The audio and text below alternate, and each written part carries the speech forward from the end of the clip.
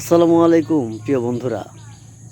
খাল পুনঃখনন শেষে কোষাগারে ১,২,০০,০০০ টাকা ফেরত দিলেন ইউএনও।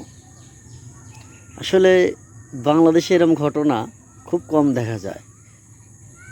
এটা মানুষকে অবাক করছে, কারণ টাকার লোভ যারা এসব পর্যায়ে থাকে তাদেরকে গ্রাস করছে।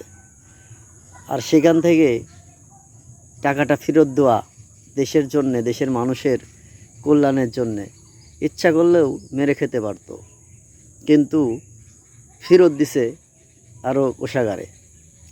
এদেশে প্রতিটা সেক্টরে এরম মানুষ দরকার যারা এদেশের উন্নয়নের জন্য কাজ করবে, কারণ এই টাকাটা ওনার বাবার ছিল না, আর যারা মেরে খান তাদেরও বাবার না।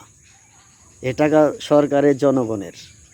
আপনাকে যতটুকু দায়িত্ব দেওয়া হয়েছে, এই দায়িত্ব শেষে যতটুকু বাঁচবে, ১ টাকা বাঁচলেও কোষাগারে ফেরত দিতে হবে, কারণ আপনাকে বেতন দিয়ে রাখা হয় এই কাজের জন্যে।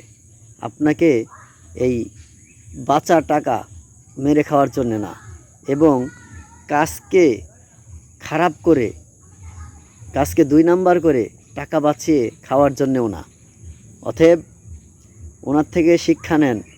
যাদের কাছে এরকম টাকা আছে, সরকারি কোষাগারে ফেরত দিয়ে দেবেন, কারণ এই টাকা জনগণের, এ টাকা আপনার না।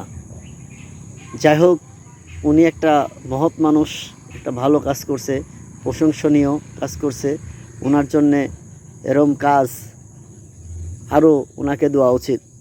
ওনার দায়িত্বে যেন কাজ করে যা বাঁচবে ফেরত দিয়ে দেবে। এটা একটা ভালো মানুষ, ভালো মানুষকে দিয়ে এই কাজ করানো উচিত।